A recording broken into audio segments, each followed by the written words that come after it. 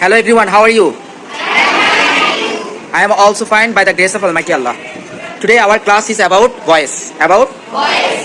We'll know about voice. What is voice? What is voice? How many kinds of voice? There are two kinds. We already learned. There are two kinds of voice. Active voice and passive voice. Active voice and we have already write down the description of voice. What is the voice and what is active voice and what is passive voice? On the top of we can see that voice. The term voice describes the relationship between the verb and the subject and object. Subject and object.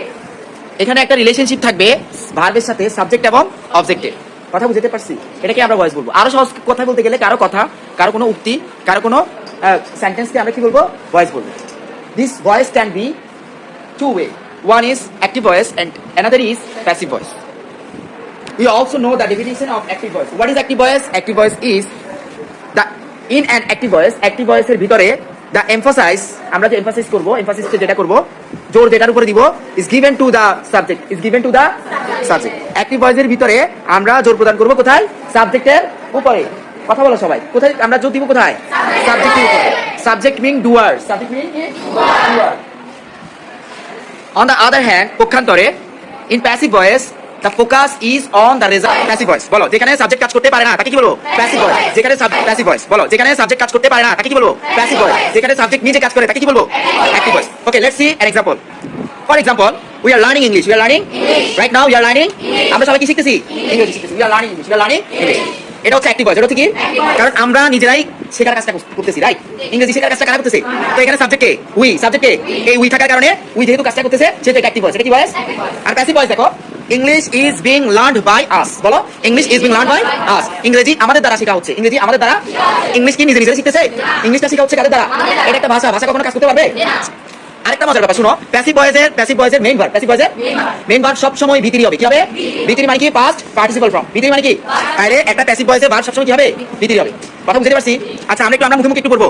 প্রথমে আমরা ভয়েসের definition পড়বো, তারপরে পড়বো হচ্ছে active voice, তারপর পড়বো হচ্ছে প্যাসিভ ভয়েস। ওকে, সবাই মুখে পড়বো। The term